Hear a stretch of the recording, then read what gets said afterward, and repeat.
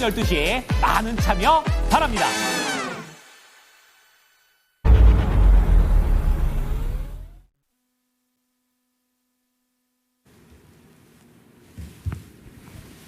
예, 반갑습니다. 김호관입니다.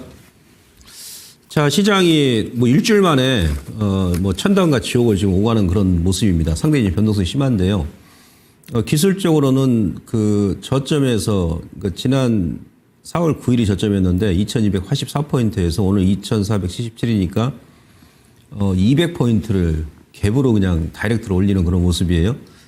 내일 정도 하게 되면 3갭이 나왔기 때문에 뭐 한 템포 좀 누를 겁니다. 오늘 조금 눌러도 되는 그런 자리였는데 장중에 이제 미국 선물 지수가 좀 올라오고 뭐 하는 바람에 좀 올라섰습니다. 그리고 더불어서 여러 가지 이제 그 종목별 그 순환매 조기 대선을 앞두고 정책 관련주가 상당히 활발하게 움직이는데 1차는 지난주에 제가 여러분들께 말씀드렸습니다만은 제 여러 그 미국의 관련 지표를 보여드리고 연중 저점이다. 대박연 세일이다. 4월달. 그 말씀 드리고 나서 바로 이제 V자로 올라오죠. 일주일 지나고 나서 이제 그 상황을 다시 한번 제가 점검을 해드리도록 하겠습니다. 지난주하고 이제 전체 강의 주제는 거의 동일합니다. 이번 주에는 이제 트럼프가 던진 연중 저점 매수 기회. 이미 이제 지난주에 저점 매수 기회를 충분히 줬는데, 조금 아쉽게도 우리 그 개인 투자분들께서 특히 이제 그 신용하고 스탁농 물량이 지난주에 다 털렸을 겁니다.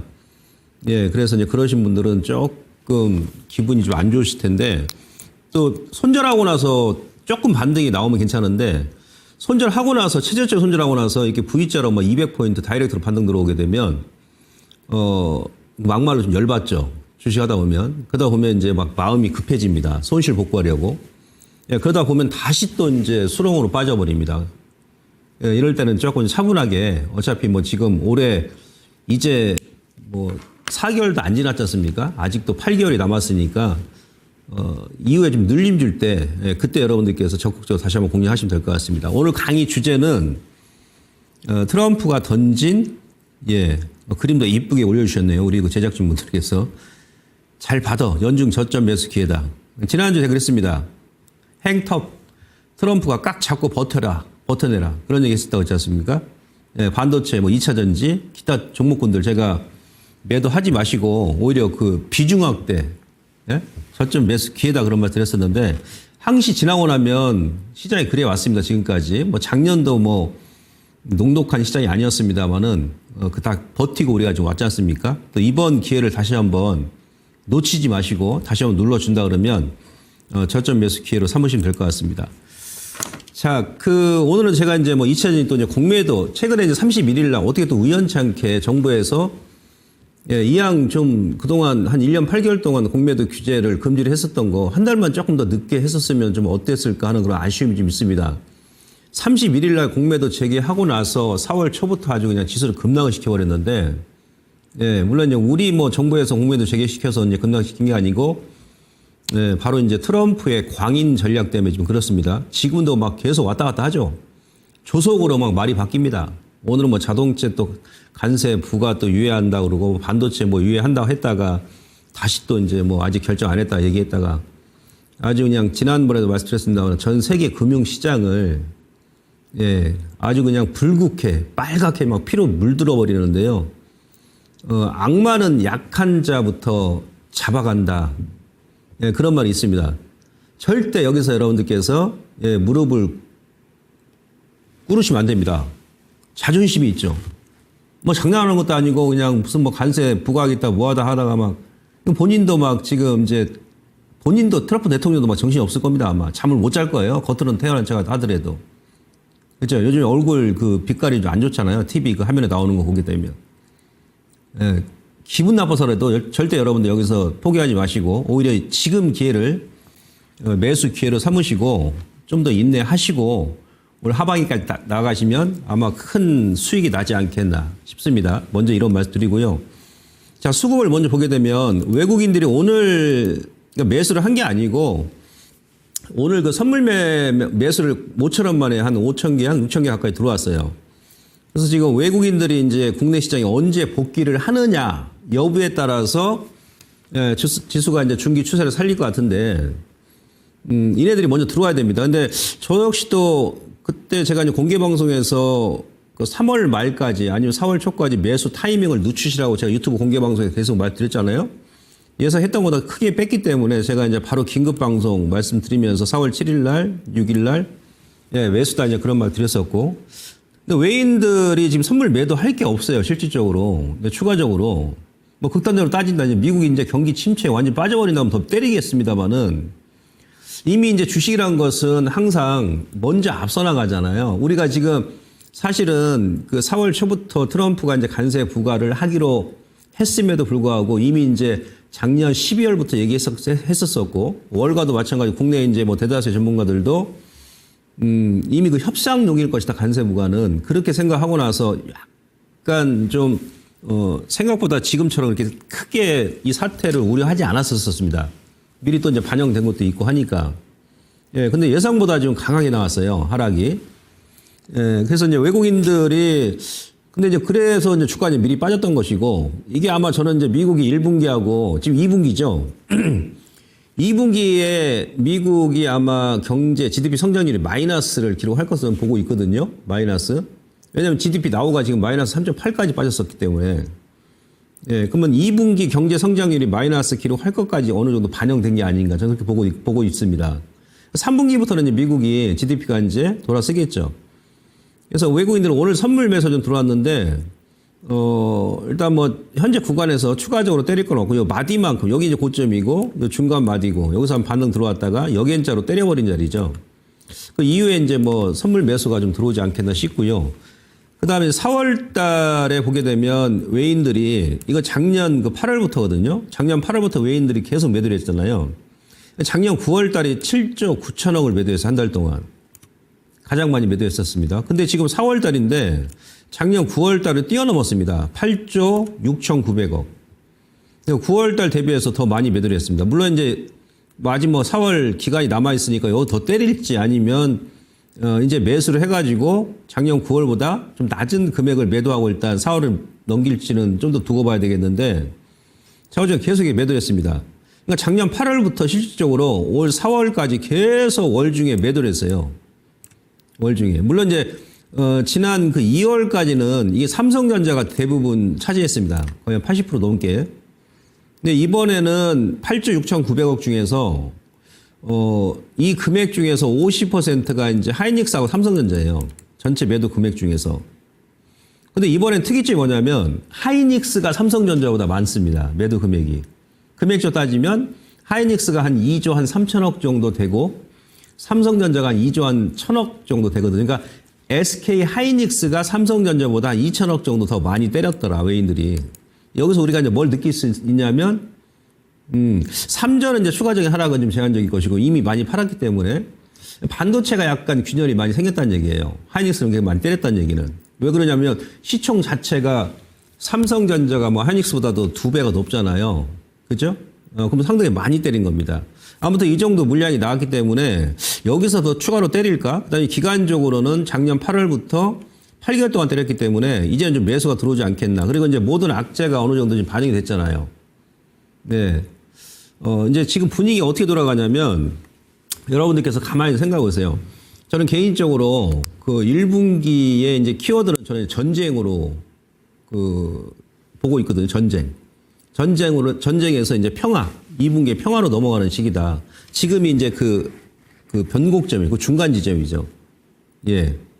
왜냐하면 이제 러시아, 우크라이나 지금 어제 주말에 백악관에서 특사를 또 보내가지고 푸틴 러시아 대통령하고 지금 세 번째 보내는 거거든요.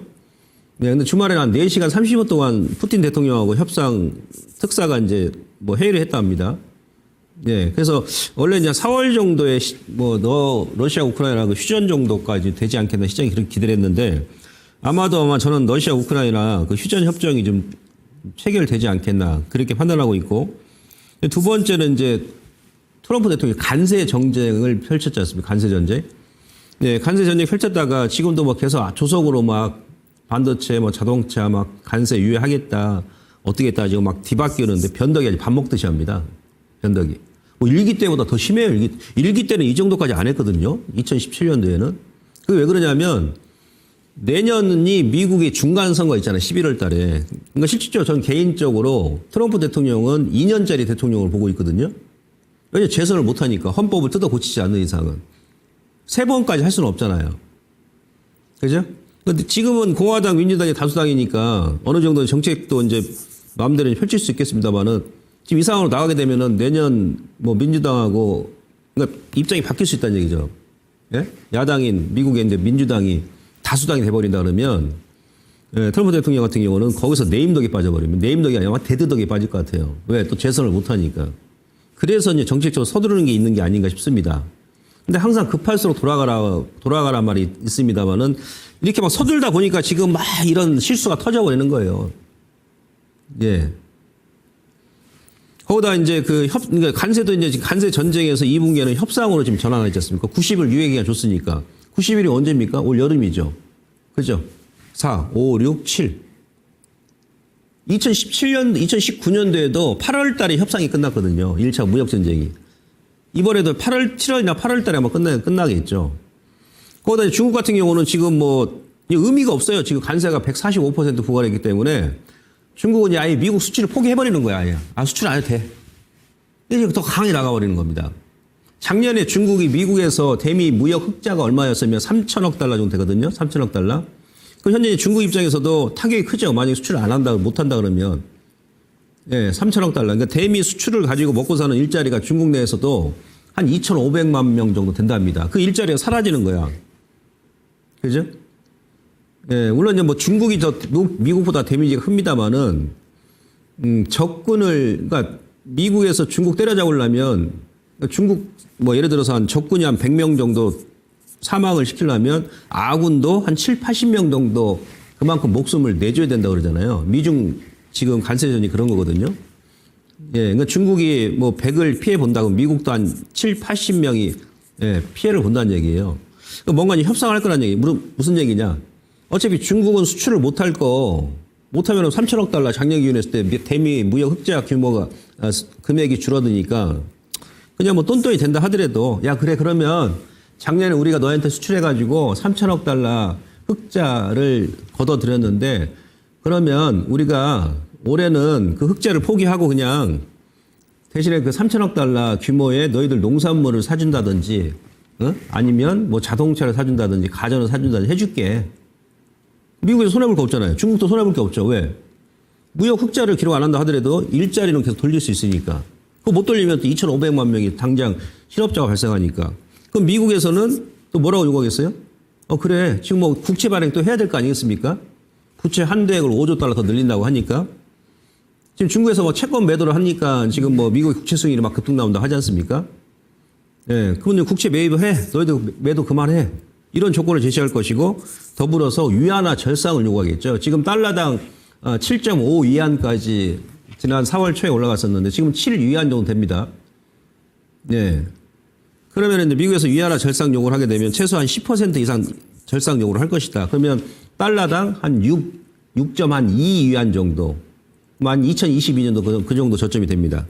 근데 또 위안화 절상 요구를 하게 되면 중국 입장에 나쁠 게 없는 게 어차피 중국은 올해 전인대 3월 달에 작년부터 그랬습니다. 경제 공작 회의에서도 내수 성장으로 드라이브로 가겠다. 내수 부양하겠다는 얘기예요. 내수 부양. 부동산부터 해가지고 내수를 통해서 올해 GDP 성장률 5%를 달성하겠다 했거든요. 그럼 내수로 부양을 하려면 어차피 위안화가 절하되는 것보다도 절상되는 게 좋겠죠. 그죠? 서로 나쁠 게 없어요. 그래서 아마 결국은 둘이 뭐 지금 뭐 치킨 게임 한다기보다도 뭔가 이제 협상을 하지 않겠나. 그래서 간세 전쟁도 이제 협상으로 넘어갔다. 그다음에 이제 국내적으로 보게 되면 대통령 계엄하고 나서 탄핵 전까지 좌우 간의 대립이 상당히 심했잖아요. 진보와 보수. 어찌 보면 총칼만 안 들었지만 전쟁했잖아요. 내부적으로도 정치적으로. 근데 일단 조기 대선 헌재 판결 나오고 나서 지금 조기 대선으로 넘어갔지 않습니까? 그럼 조기 대선을 하게 되면 어떻게 됩니까? 돈이 좀 많이 풀리겠죠. 국내적으로도. 그렇죠? 뭐 이번 달에 또 이제 배당금도 나올 것이고. 예. 그리고 지금 정부에서도 추경을 지금 10조 원에서 12조로 한 2조 원 정도 늘렸잖아요. 대만 같은 경우는요. 일본 같은 경우는 이번에 간세 전쟁을 이미 지난달부터 국난으로 딱 표기를 해가지고 일본은 전 국민한테 40만 원에서 50만 원 정도 다음 6월까지 지급하기로 했고, 대만 같은 경우도 우리나라보다 경제 파이가 3분의 1밖에 안 되는데 22조 원을 추경을 지금 미리 편성을 했거든요. 우리나라는 지금 12조 좀 더 해도 되는데, 그죠? 아무튼 대선하게 되면 또 유동성이 풀린단 말이에요. 그래서 우리도 좌우 대립에서 조기 대선으로 넘어갔고, 이거 나쁜 거 아니고, 1분기 경기 침체, 미국도 안 좋고 우리도 안 좋고 안 좋은데 거기다 간세 전쟁까지 해보니까 더 안 좋아버린 거야. 우리 같은 경우는 이제 아마 1분기도 아마 소매 판매가 지금 마이너스 기록할 것 같은데, 그러면 11분기 연속 마이너스거든요. 이보다 더 나빠질 거 없습니다. 거기다 이제 조기 대선하고 돈 좀 풀고 추경도 하고, 만약에 새로운 정부가 또 이제 출발하게 되면 그런 기대감 때문에 내수 경기도 회복할 것이라는 얘기예요. 그죠? 거기다 이제 국내에서, 이제 미국은 저는 개인적으로 다음 달에 연준에서 금리 인하 할 것으로 보고 있거든요. 다음 달에. 연준의 금리 인하 전망표를 보게 되면 지금 뭐 80% 이상 지금 늘어났죠. 금리 인하 전망이.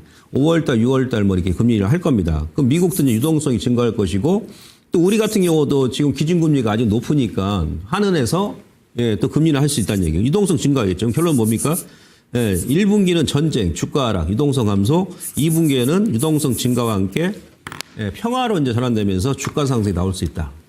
이런 부분을 우리가 이제 머릿속에 좀 깊게 생각하고 나서 시장을 대응해야, 그래야 겁먹지 않습니다. 나중에 올라가니까. 아시겠죠? 수급적으로도 이 정도 때렸기 때문에, 일단은 외인들도 여기서 뭐 마른 행주 쥐어짜기가 아니고 마른 오징어, 마른 도마 쥐어짜기까지 하지는 않을 거라 판단이 됩니다. 이번에, 우리 또 공매도 아까 제가 처음에 말씀드렸었는데, 사실은 시장 하락이 미국의 트럼프 관세 전쟁과 맞물려서 하필이면 31일 날 공매도 시기해가지고 아주 그냥 박살을 내버렸어요. 그래서 이제 모든 게 정책도 그렇고 주식도 그렇고 인생도 그렇고 남녀 관계도 그렇고 타이밍이에요. 타이밍.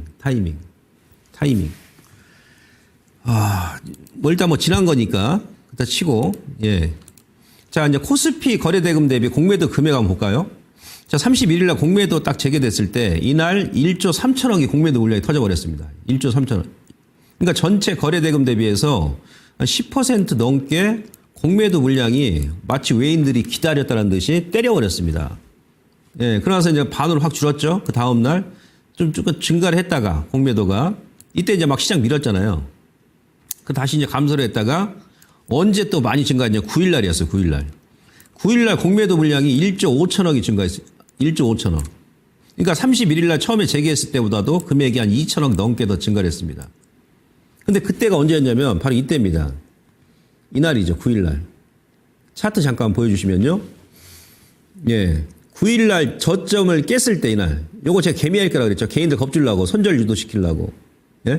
제가 이날 이 시간에 지난주에 그 방송했죠. 주식 매수다. 빠지면 더. 그 다음에 살짝 올라갔다가 이날 저점을 깨버리니까 여기서 신용 물량 같은 것이 다 출회가 됐어요. 그러나서 지금 V자로 200포인트를 올려버린 겁니다. 200포인트. 근데 이제 올렸을 때 보게 되면 앞서 제가 말씀드렸죠. 여기 갭이, 큰 갭이 있죠. 이거는 개구멍이 아니고 황소구멍입니다. 이 갭도 매크로 내려올 수도 있어요. 여기서 갭 나왔고 오늘도 갭 나왔고 내일까지 갭 나오면서 포갭이거든요. 그럼 포갭에서 어지간하면 누릅니다. 눌러줄 때 일단 매수인데, 아무튼 요날 공매도가 가장 많이 나왔단 말이죠. 그러면서 공매도로 저점을 깨버린 거야, 저점을. 그러니까 이건 둘 중에 하나겠죠? 그러니까 메이저들은 여기서 공매도 때렸다는 얘기는, 가장 큰 금액 때렸다는 얘기는 하방 쪽으로 더 봤기 때문에 때렸을 가능성도 높고, 아니면 공매도 이렇게 때리면서 마지막 우리 뭐 개이 됐건 뭐 기간이 됐건 여기서 이제 마진코 물량 같은 게 막 출회를 하게끔, 이제 악성 매물을 소화하게끔, 여기서 실질적으로 신용이 많이 감소했습니다. 신용이. 스탁론도 많이 감소했을 것이고. 그런 원인이 되겠죠. 그러나서 이제 여기서 공매도가 확 줄어버립니다. 그러면서 이제 공매도가 어제 날짜까지는 이제 4,300억. 그러니까 전체 코스피 거래대금 대비해서 한 2.5% 정도 평균적으로 공매도 물량이 나왔어요. 그래서 이게 만약에 이날 공매도를 크게 때렸기 때문에 하방 쪽으로 공매도 세력들이 더 보고, 그러니까 막 예를 들어 한 2,000포인트 초반까지 더 밀라고 보고 아마 공매도를 때렸을 수도 있어요. 그럼 지금 반등 나오는 거 뭐죠, 이게? 이게 지금 쇼커버가 좀 들어왔습니다. 쇼커버. 최근에 올라오는 게. 쇼커버가 들어와서 이렇게 급등이 나왔을 수도 있다는 얘기예요. 왜 그래요? 예. 왜냐하면 오늘 이제 외인들이 선물 고작 한 5천 계약 정도 매수했거든. 현물도 계속 매도했고. 왜냐면 거래소가 외인들 매수가 안 들어오면 이렇게 급등이 안 나오거든요. 제가 봤을 때 개인적으로 이번에는 공매도 세력들이 좀 당했을 수도 있다. 그러니까 15일 날 예, 공매도를 제기하고 나서 최대 금액 1조 5천억을 때렸는데 미국 시장이 그 다음날 급등 나버리니까 여기서 일시적으로 쇼커버가 들어갈 수 있다는 얘기예요. 그럼 무슨 얘기입니까? 예, 이제 이번 주 정도 되면은 어느 정도 요 쇼커버 물량이 이제 들어와서 지수 올려놓고 나서 다시 한번 다음 주에 한 차례 눌림을 줄 수 있다는 얘기죠. 이런 전략이 나오는 거죠. 그래서 제가 서두에 여러분들께 어떻게 말씀드렸습니까? 지난주에 저점에서 손절이라든지 매도하시고 나서 지금 V자 급등 나오니까 또 급해가지고 서둘러 내도모임 하지 마시고 좀 기다리시라는 얘기예요. 여기서 서두르면 여러분들 무조건 그냥 지금은 서두르면 아주 그냥 계좌가 걸레가 됩니다. 냉철하게 생각해요. 냉철하게. 주식이 원래 그런 겁니다. 독종 정신을 가지고 냉혹하게. 절대 서두르지 마시고 그렇게 하시고 이제 코스닥 같은 경우는 그나마도 이제 거래소보다는 난데 실질적 코스닥도 여기서 31일 날 공매도 재개하면서 4,270억 정도 매도 나오고 그다음에 이제 코스닥은 실질적으로 많이 늘지는 않았었어요. 그러니까 전체 거래 대금 대비해서 한 1.5% 정도 수준인데 근데 또 이 1.5%도 또 낮은 건 아니에요. 예를 들어서 이게 막 상승장에서 이 정도 뭐 공매도 물량이 나온다 그러면은 크게 데미지가 없는데 안 그래도 시장이 그냥 수급이 논바닥, 예? 가뭄에 논바닥 갈라지듯이 쩍쩍 갈라지는 그런 구간에서 누가 조금 때려버리면 거래가 없는 가운데서 누가 그 장중에 몇만 주 집어 던져버리면 쑥쑥 빠져버리잖아요. 네. 그래서 이제 그런 영향도 있었는데 지금은 이제 코스닥 같은 경우도 공매도가 크게 좀 늘지 않고 있다. 왜냐하면 또 이제 반등 들어오는데 안 늘었다는 얘기는 거래소도 마찬가지고 요건 이제 쇼커 물량이 들어갈 수도 있다는 얘기예요.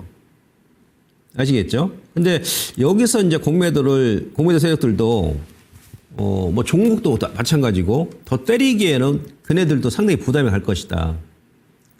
예, 상당히. 공매도란 것은 이런 쪽으로 만약에 막말로 수익이 나봐야 100%죠. 수익 날 때는.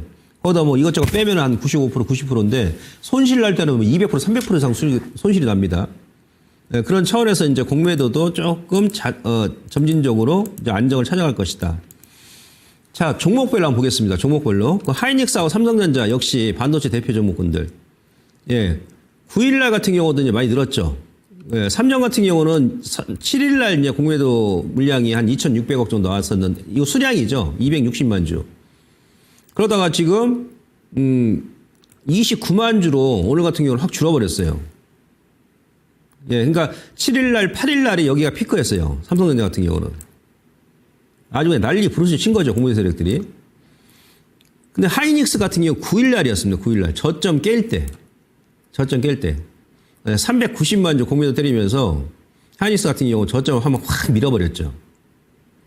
예, 그랬던 게 이제 지금 확 줄어들고 있죠. 그 다음에 2차 전지도 공매도가 좀 나왔었어요. 하도 막 찌글찌글 하니까, 공매도 때릴 것도 없는데 제가 봐서는. 공매도 1년 8개월 만에 이제 재개를 하니까 31일 날 이제 기념으로 한번 때렸는지 뭔지 모르겠습니다만 자우지가 이제 공매도 세력들도 조심해야 돼요. 예, 지금 공매도 때릴 줄 알고 어디 있다고 공매도 막 때립니까? 여러분들도 공매도 세력분들도 좀 조심하셔야 됩니다, 이제는. 그 31일 날 보면은 LG엔솔이 한 24만 주 정도 나왔었고, 첫날 많이 나왔습니다, 첫날. 예. 그래서 LG엔솔 같은 경우는 계속 이제 공매도가 사실은 막 계속 감소를 했어요.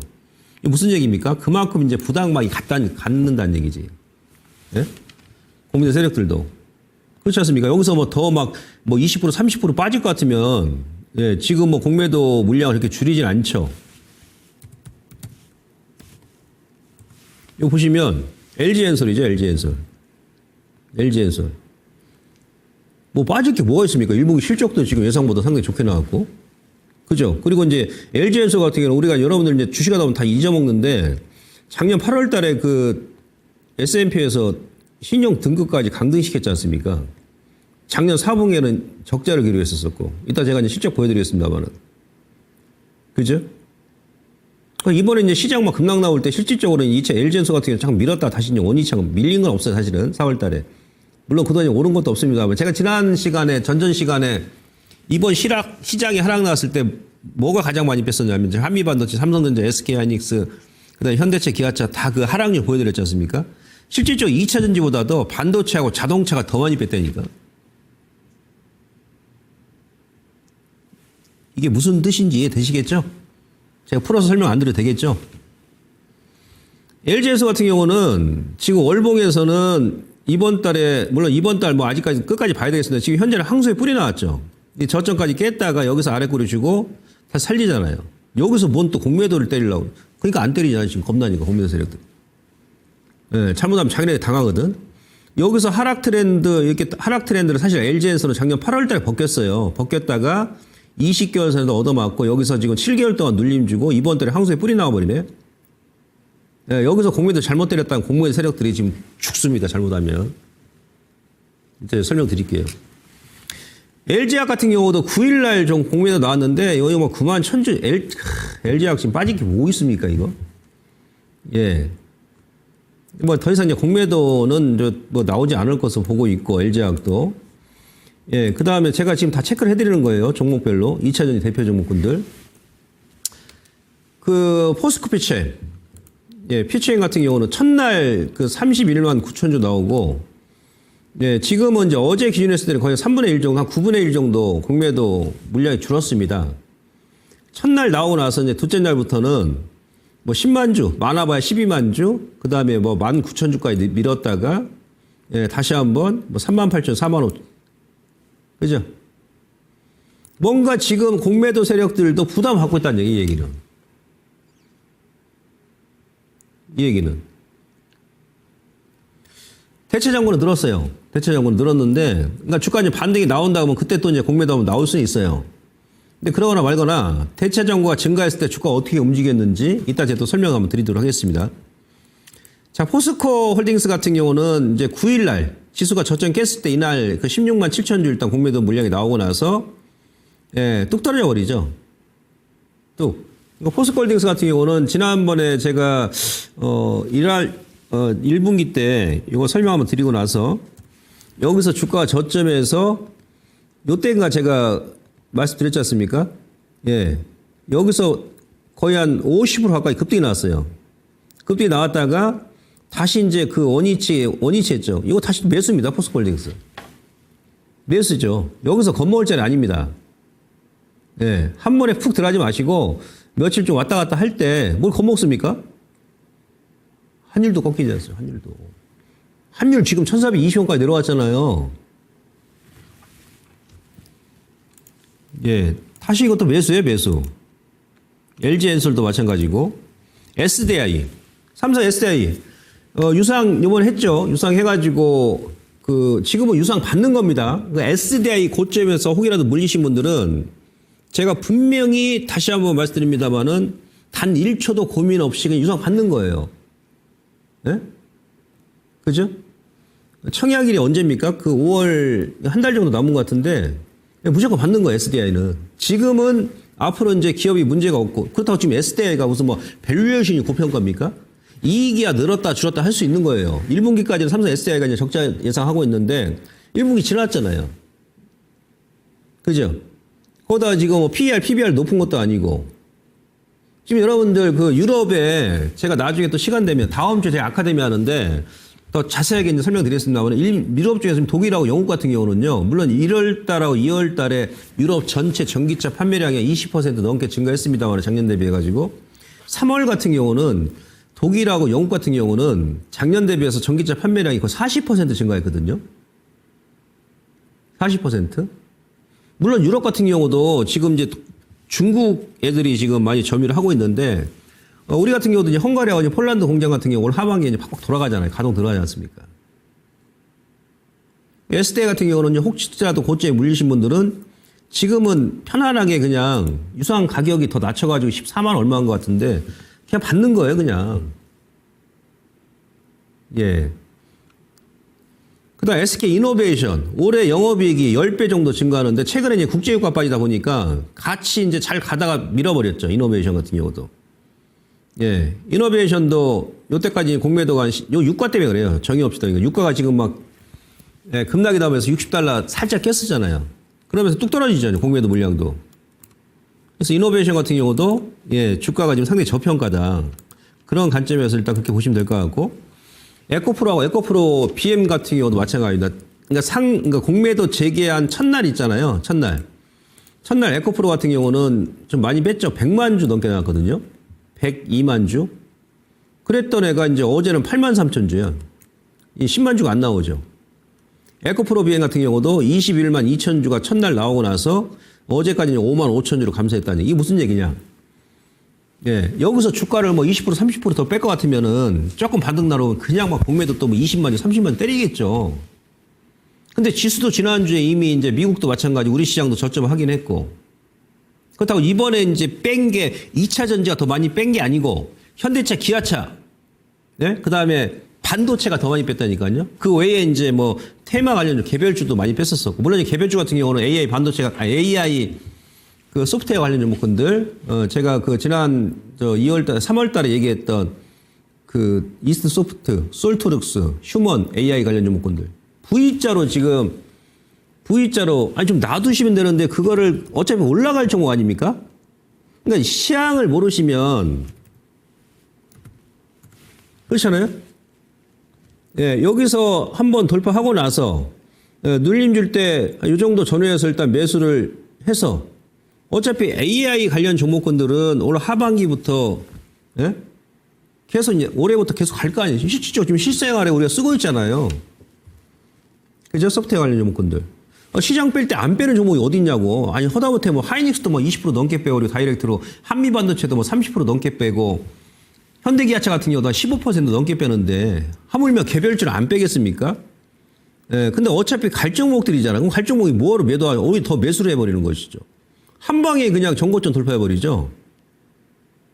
지나고 나면 원래 그런 거예요. 이게 지나고 나면은 그때는 이제 무섭더라도, 그러니까 여러분들께서 기업을 모르시고, 예, 시장의 변화를 모르니까 이스트 소프트 같은 경우 밀었다가 예, 정고점 한 방에 지금 또 정책주로 지금 부각돼 버리잖아요. 정책주로 부각이 안 된다 하더라도 이들 관련 종목군들은 이제 추가로 더 가겠죠. 근데 지금 또 들어가시면 안 되죠. 고점에 들어가시면 안 되고 다시 한번 눌림을 줄 때 여기서 전고점 돌파를 하잖아요. 전고점.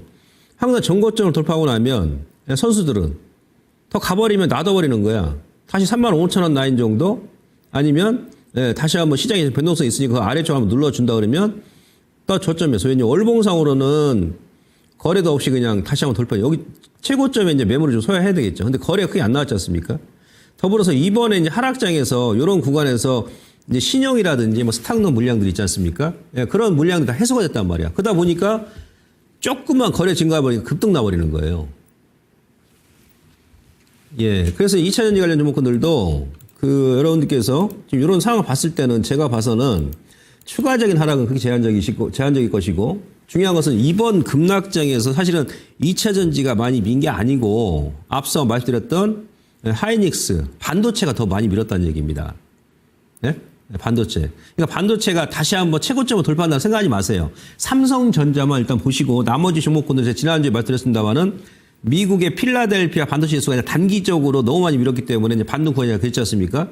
엔비디아부터 해가지고 마이크론 테크부터 해가지고 국내 반도체 같은 경우도 예, 그 이제 단기적으로 많이 밀었기 때문에 그 반등파를 먹기 위한 그 지난해 또 저점 쭉 많이 올라왔죠. 미국도 그렇고.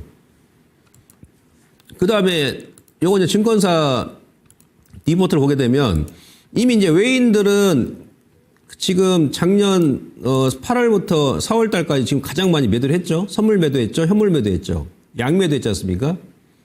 무지막지하게 때린 거거든요. 근데 그럼에도 불구하고 코스피 코스닥이 사실 외인들 매도 물량, 미국 하락폭, 그 다음에 일본 하락폭, 대만 하락폭 대비해가지고는 이번에 우리 코스피 코스닥이 상당히 선방한 거예요. 그거 왜다? 워낙에 저평가니까. 전 세계에서 가장 싸니까. 뭐 기준? PBR 기준 했을 때. 예. 그러니 이 때렸기 때문에 그 외국인들 이제 수급이 좀 들어오겠죠. 지금보다 막 더 때리고 막 10조, 20조 때리지는 않겠죠. 왜? 또 왜 그랬습니까? 환율이 꺾여버렸잖아, 지금. 환율이 꺾여버리면 외인들 들어오겠죠. 예, 그래서 이제 2009년도에도 그랬었고, 공매도 기간에는 외인들 거래대금이 확 죽다가 나중에 계속 늘어나더라. 2011년도에도 공매도 기간 동안 줄다가 나중에 계속 늘어나고 2021년도에도 그랬었잖아요. 그러니까 이미 이제 외인들 이번 달에 많이 현물 때렸기 때문에 아마도 이제 뭐 이번 달까지는 강하게 매수가 안 들어온다 할지라도 다음 달부터는 외인들이 이제 주도권을 쥐고 시장을 좀 올리지 않겠나 그렇게 생각하고 있고요. 그러니까 대차 잔고 우리 이제 개인 투자분들께서 물론 이제 대차 잔고 이거는 제가 뭐 한두 달 전에도 계속 여러 차례 말드렸습니다만은 대차 잔고가 일단 늘어난다는 얘기는 일단 공매도 이제 대기 자금이다. 이제 보통 많이 그렇게 생각합니다. 예? 그 맞죠? 예, 공매도 나올 가능성이 높죠. 그게는 역기능이고 순기능은 뭡니까? 대차 잔고가 증가를 하게 되면 또 유동성이 효과 늘어납니다. 공매도 재개하게 되면 아까 요 그림 보여드렸습니다만은 또 외인들 수급도 늘어나고 외인들 입장에서는 공매도가 이제 일종의 보험이라 그랬잖아요. 예. 자, 에코프로 비행 같은 경우는 한번 예를 들어서 제가 한번 보겠습니다. 2022년도 7월 15일 날 이 당시가 대차 잔고 가장 많았어요. 1,550만 주였거든요. 1,550만 주. 예. 근데 어제 기준으로 했을 때는 4월 14일 날 4월 초까지 4월 4일까지는 1,470만 주였는데 잔고가 조금 줄었어요. 한 450만 주. 어제 기준 1,410만 주입니다. 이때하고는 한 140만 주 차이나 거의 똑같죠. 예. 근데 이 당시에 대체가 늘었을 때 물론 주가가 좀 조정이 나왔습니다. 그러니까 요 고점 대비해 가지고 한 15% 정도 조정이 나왔어요. 저점. 근데 이때는 또 시장이 안 좋았어요. 지금처럼 사실은. 시장도 안 좋았습니다. 찌글찌글했었어요. 그때 막 금리 인상 막 계속 본격적으로 할 그런 시기였기 때문에. 근데 대체 잔고가 이렇게 늘고 나서 그 이후에 또 줄었냐? 여기서 잠깐 줄었다가 주가는 좀 밀 때, 다시 뭐 1,400만 주, 그러니까 줄면 1,300만 주, 늘면 1,350만 주. 계속 늘었습니다. 이런 식으로. 늘었어요, 사실은. 그 대체 잔고가 계속 이게 늘었을 때 주가 흐름 한번 보십시오. 이렇게 이때는 시장 조정 나올 때 조정 나왔다가 대체 잔고 늘 때 여기서 주가 계속 올라왔거든요. 그러니까 대체 잔고가 늘었다 해가지고 주가 계속 빠지는 거 아니라니까요. 다른 종목도 마찬가지, 다른 종목군들, 다른 그 2000년 관련 종목군들도. 자, 이번에 대체 잔고 그러니까 지난 공매도 재개하기 전에 한 달 전에 1,000만 주에서 한 500만 주 가까이 늘었었어요. 500만 주. 대체 잔고가. 늘었는데 공매도 재개 첫날 이제 그때 한번 나오고, 예.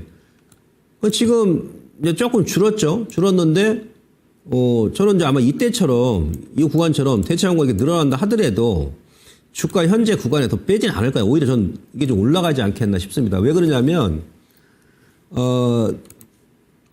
지금 여러분들 LG엔솔 이번에 잠정 실적 발표했잖아요. 그러니까 다음 포스코피체엠이 4월 24일인가 1분기 영업이익 실적 발표하고, 그리고 이제 뭐 LG 화학이라든지 2차전지 관련 기업들이 4월 이제 20일 넘어서 4월 말에서 5월 초에 이제 실적 발표하거든요. 1분기 실적. 지금 2분, 그러면 이제 그때는 또 5월 되면 2분기 중반이니까.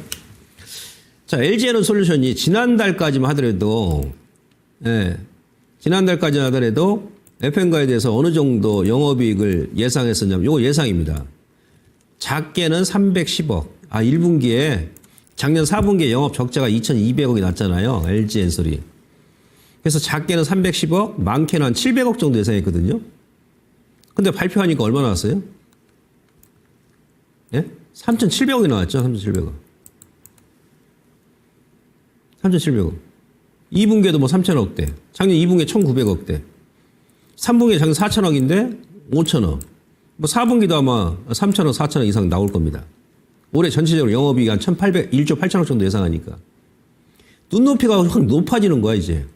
거기다 LG화학 같은 경우도 영업이익이 좋게 나올 것이다라고 이미 증권사에서 전망 보고서 나왔었고, 그 다음에 포스코 피처엠 같은 경우도 LG화학 같은 경우도 한 3배 정도 증가할 수 있다. 그렇게 나왔었지 않습니까?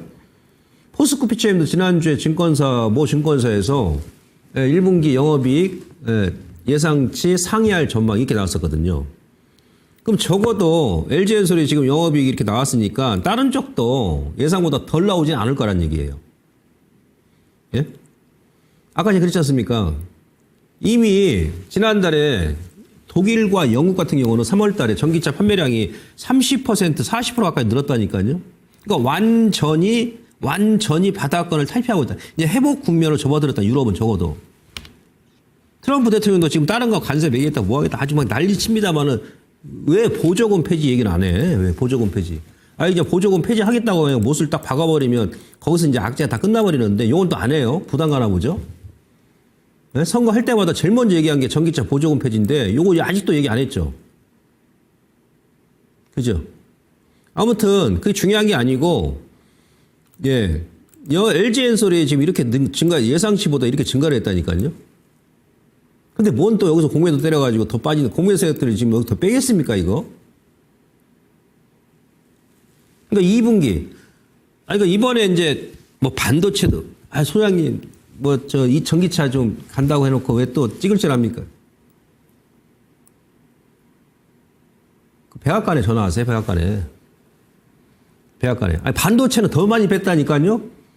주식이 원래 그런 거예요. 갑자기 그냥 시장 예상치보다 막 국채금리가 급등 나오고, 예? 환율이 요동쳐버리고, 또 3월 달에 또 뭐 때문에 그랬습니까? 시장이 뭐 환율이 막 올라왔던 이유가? 일단 제가 설명드리겠습니다만은.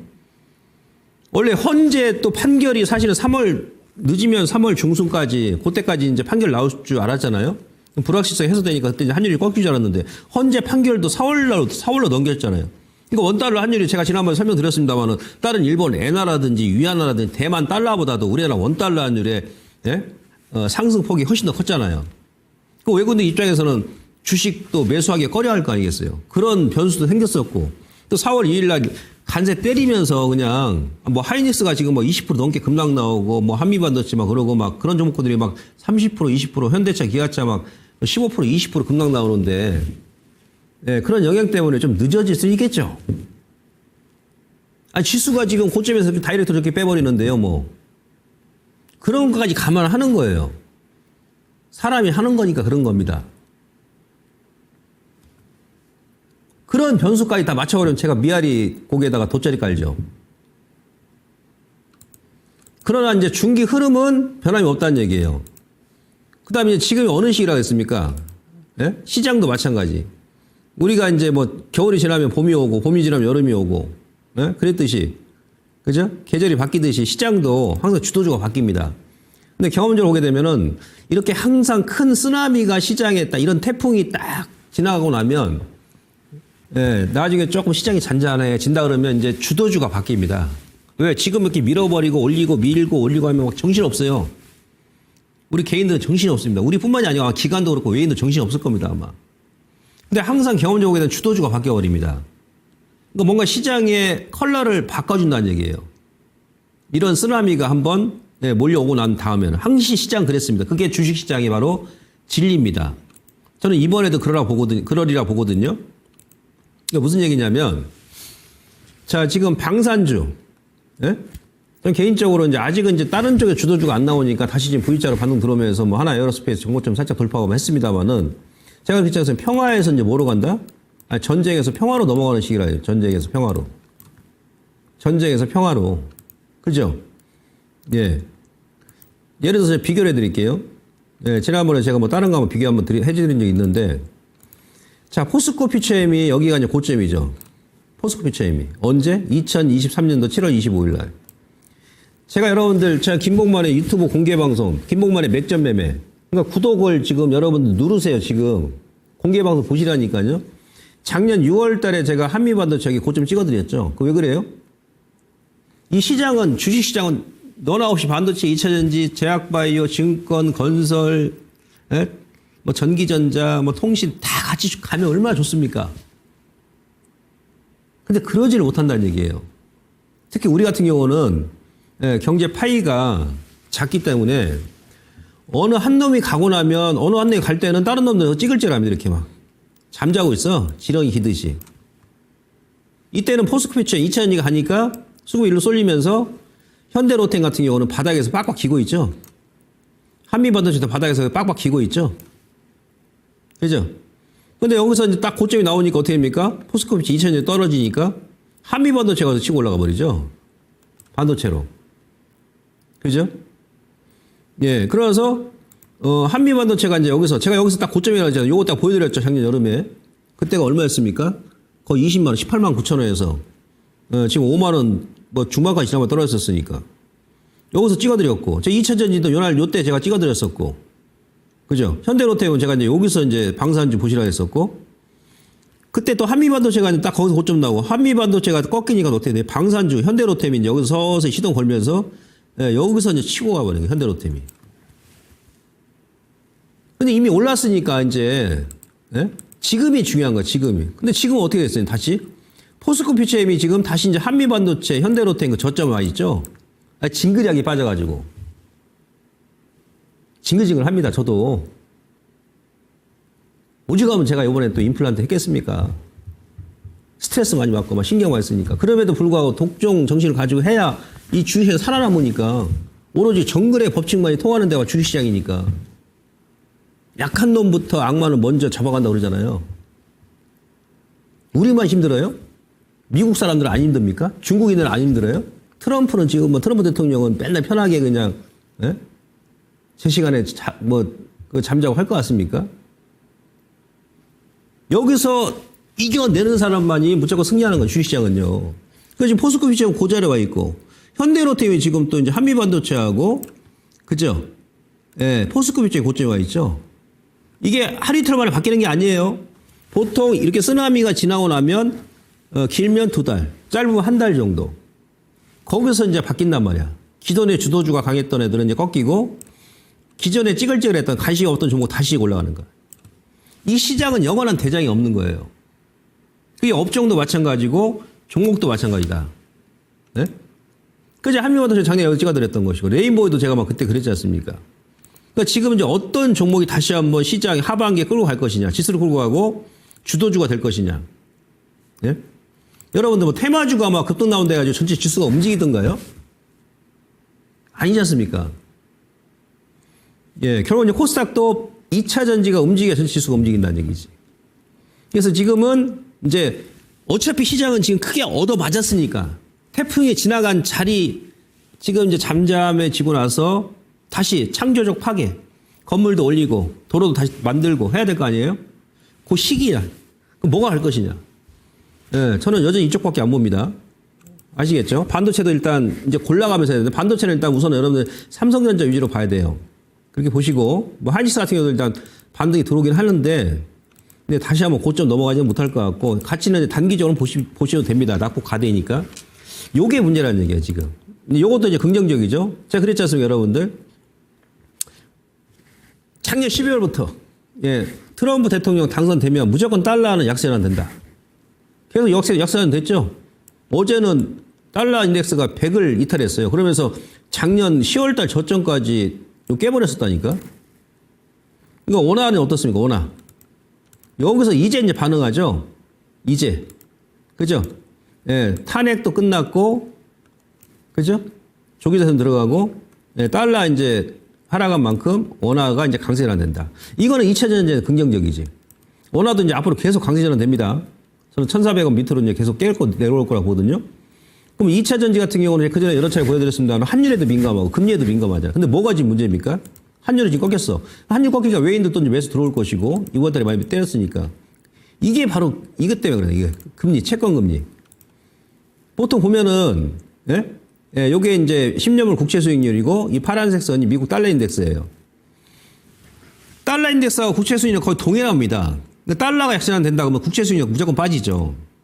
그죠? 여기서 같이 움직이고 같이 움직이다가 여기서까지 같이 움직였는데 요번에 갑자기 달러는 저점기고 이렇게 급락이 나왔는데 여기서 국채 수익률이 올라와 버리네. 4.6까지. 그 2차 전지 같은 경우는 예, 그러니까 환율은 워낙 강세 안 됐으니까 어느 정도 이제 긍정적 영향을 미치는데 근데 금리가 올라와 버리면은 작년에 여러분들 삼성 SDI라는 다른 기업들 보십시오. 재무제표. 이자 비용이 엄청나게 증가했죠. 삼성 SDI가 이자 비용이 막 3천억 넘게 나왔거든요. 바로 금리 때문에 그런 거야. 왜? 투자를 계속 해놨는데 금리가 높으니까 돈 구하기도 힘들고 돈을 구한다 하더라도 금리가 높아버리면 이자 비용이 많이 나가잖아요. 기업 입장에서. 특히 2차 전지 같은 경우는. 물론 이제 올해는 작년만큼 많이 투자는 안 합니다. 근데 여기서 국채금리가 급등이 나와버린 거야. 국채금리가 급등이 나와버리면은 미국 같은 경우도 10년물 뭐 모기지 같은 경우 장기 모기지 금리 기준이 되는 게 바로 국채 수익률이고 자동차 할부이자 같은 경우도 국채금리가 기준이 돼가지고 이제 할부이자가 오르고 내리고 하잖아요. 그러니까 여기서 트럼프가 이제 깜짝 놀란 거야. 대통령이. 트럼프 대통령이. 그래서 6개월, 3개월 유예를 시켜버린 거예요. 근데 결국은 달러인덱스 요거 이제 이 저점까지 깼기 때문에 반등은 들어와 다시 밀 것이다. 이건 제가 작년 12월부터 그랬습니다. 계속 달러는 약세, 원화 강세, 결국은 국채 수익률도 이제 하락적으로 내려올 것이다. 그랬을 때 국채 수익률이 꺾여 버리면 2차 전지한테는 또 호재죠. 그러니까 이런 부분까지 이미 다 이제 반영이 된 상태라는 얘기예요. 아시겠죠?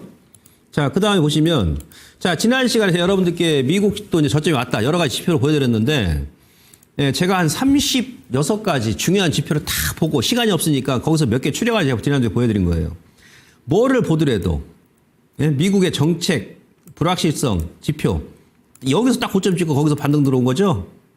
그죠? 그 다음에 미국의 무역정책 불확실성 지수도 2019년도 고점이었을 때 코스피가 저점이었었고, 2019년 8월 달이. 그 다음에 현재, 지난주에 거기서 고점이었는데, 거기서 이제 또 주가 반등 들어오죠. 딱 맞잖아요, 3박자가. 그 다음에 S&P 500 지수가 2019년도 고점 대비해서 21% 뺐는데, 이번에도 딱 장중에 21%, 4월 7일 날 22% 빼고 지금 V자 반등 들어오죠. 1948년도부터 경기 침체 구간에서도 낙폭 중간값이 22%다. 이번에 S&P 500 지수 딱 22% 빼고 지금 V자 반등 들어온 거거든요. 예. 그 다음에 미국의 기업 실적도 이제는 S&P 500도 저평가다. 거기서 반등 들어온 거죠. 그 외에 제가 이제 반도체 같은 경우도 마찬가지죠. 블랙록 기술주 글로벌 ETF도 여기서 정확히 터닝 나온 거 아니겠습니까? 이건 안 깬다 그랬지 않습니까? 지난주 이 자리에 했잖아요. 졌죠. 필라델피아 마찬가지고. 미국의 시가총액 비중도 딱 이 자리에서 반등 들어온 거예요. 이런 데이터를 다 봤을 때 제가 보건데 미국도 단기적으로 물론 이제 불확실성 남아 있습니다. 그러나 저는 저점을 일단 찍었다 보고요. 그 이후에 다시 한번 아래쪽으로 눌러준다. 그럼 미국이 눌러줘서 우리 시간 눌러준다 그러면 지금 도망갈 자리가 아니라니까 지금은. 요거까지 설명드릴게요. 지난주 제가 설명드렸죠. PBR 기준 했을 때 지난주에 저점 2280까지 뺐을 때 그때 코스피가 0.78까지 뺐어요. 0.78 PBR 기준 했을 때. 0.78이면요. 25년 만에 세 번째 찾아오는 저점 구간이라는 얘기예요. 2000년도부터. 2003년도 때 카드 사태 때 이라크 전쟁 터졌을 때 0.76. 코로나 때 순간적으로 0.71까지 빼고 이번이 세 번째 0.78이 저점 구간이었다는 얘기예요. 25년 만에 세 번째 찾아오는 구간. 이런 데서 매수하는 거죠. 설령 더 뺀다 하더라도. 그럼 언제 삽니까, 주식을? 거기다가 또 이것까지 보여드렸죠. GDP 대비 코스피 시가총액 비율이 이거는 몇 년 만에 2008년도 10월달 금융위기 이래 17년 만에 찾아오는 한센주기라고 했잖아요. 세 번째 저점 구간이었다니 지금이. 이럴 때는 매수하는 거지. 더 빠진다 하더라도. 설령. 이렇게 넘어가는 거예요. 그러니까 여기서 뭔가, 그러니까 항상 그 지나온 과거의 이 데이터를 보게 되면 항상 이런 데서 주도주의 변화가 좀 한두 달 지나면 나오더란 얘기예요. 이런 데 나오잖아요. 그죠? 예. 여기까지 해야 되겠네. 또 자료 여러 가지 많이 있는데. 요거 제가 이제 또 시간 관계상 쭉 보시고요. 내일 제 8시에 시간이 되면 유튜브에 김봉만의 맥점 매매 8시에 공개 방송에서 추가적인 아주 중요한 내용 추가적으로 설명을 드리도록 하겠습니다. 여기까지 하고요. 다음 시간에 다시 뵙겠습니다. 고맙습니다.